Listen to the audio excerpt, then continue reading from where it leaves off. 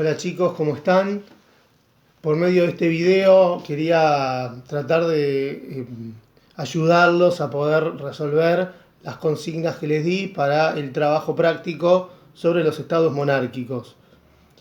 Quizá con alguno de ustedes ya había hablado, pero haciendo una breve introducción, nosotros tenemos que contextualizarnos en una Europa donde existían señores feudales, venían de justamente en toda la Edad Media, el desarrollo del feudalismo, que se caracterizaba por señores que tenían la posibilidad de explotar el trabajo de gente que vivía en el campo en una determinada parcela de tierra y cobrar un tributo que generalmente era en especie, es decir, en productos del campo, aunque a veces podía ser en trabajo. Luego, avanzada la Edad Media, también se van a incorporar algunos tributos en dinero. Pero hacia el siglo XV y XVI, para que se ubiquen, estamos hablando del 1400 y el 1500, todo este siglo, el poder de los señores feudales va a ir cediendo lugar, no van a desaparecer los señores, pero sobre ellos va a establecerse como un señor feudal más grande, que es el rey. El rey no deja de ser un señor feudal, pero con mucho poder. Va a tener los mismos derechos de cobrar tributos, de cobrar impuestos, que un señor feudal, pero a nivel suprarregional o a un nivel que escapaba de la ciudad o del territorio más limitado de un señor feudal. En el siglo XVI va a arrancar lentamente todo un proceso conocido como el establecimiento de monarquías absolutistas. La palabra absolutismo viene de absoluto, de poder total, es decir, el rey podía decidir qué hacer en su reino, cuántos impuestos, cómo iba a ser el sistema impositivo, si se iba a entrar en guerra con algún territorio, con algún estado, sin consultar a los órganos intermedios, como podía ser un parlamento, por ejemplo, o las cortes o los estados generales, dependiendo del territorio. Aunque habitualmente el rey estaba rodeado de ministros que lo aconsejaban sobre qué decisiones tomar.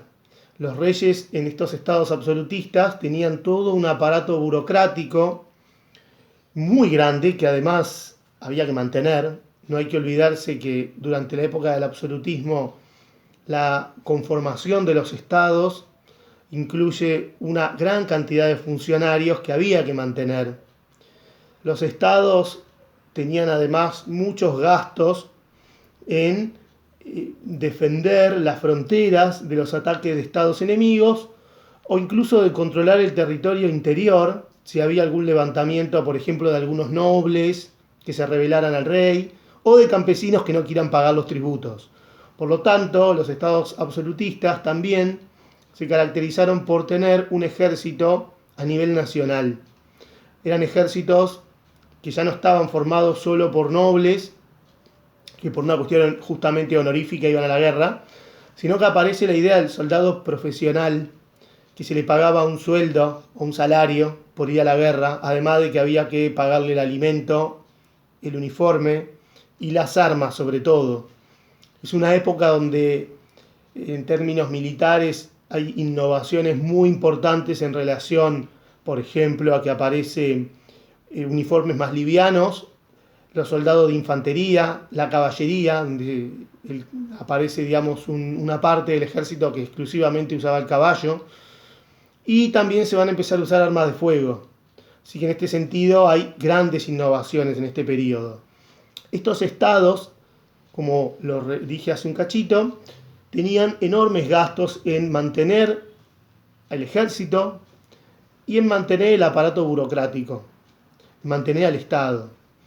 Había veces que la opción era invadir o conquistar o anexar un territorio vecino. Para esto se usaba el ejército. Pero a veces la guerra era muy costosa. Así que también se va a incorporar la figura de el diplomático. La diplomacia se usaba para hacer acuerdos con otro estado vecino y evitar la guerra. Los objetivos de la diplomacia y de la guerra habitualmente eran los mismos, pero la diplomacia se evitaba todo un costo que incluía la guerra. La guerra no solo incluye gasto de armas, sino que moría gente, se pulverizaban campos, o sea, era todo un costo que se podía evitar. Habitualmente los impuestos no alcanzaban para financiar todo esto y muchos estados europeos empezaron a pedir préstamos a banqueros. Vivimos en una sociedad feudal en esta época, así que en general los banqueros o los prestamistas estaban obligados casi a prestar dinero a las cortes. Hubo un caso muy conocido, el de la familia Fugger, una familia clásica prestamista de la Edad Media que le presta mucho dinero a la corona española, pero esta se declara en bancarrota, no puede devolverle a los Fugger y finalmente esta casa termina quebrando. Este es un ejemplo también para pensar en esta época quiénes eran los que mandaban, quiénes eran los que dominaban. ¿Mandaba el capital? ¿Mandaban los banqueros? ¿O mandaba el rey? Vivíamos en una sociedad feudal. En este sentido, me gustaría que repasen las preguntas que yo les di y que miren el texto, sobre todo que en el siglo XVI es un siglo en donde España tiene un gran poder. España se había expandido a América, a Filipinas y a gran parte de Europa, al punto que era conocido como el imperio donde nunca se pone el sol. Traten de investigar sobre este tema, tenían una consigna al respecto. La metáfora es porque siempre en alguna parte del imperio era de día. Bueno, con esto hago un cierre por ahora. En breve les estaré mandando otro trabajo. Los saludo.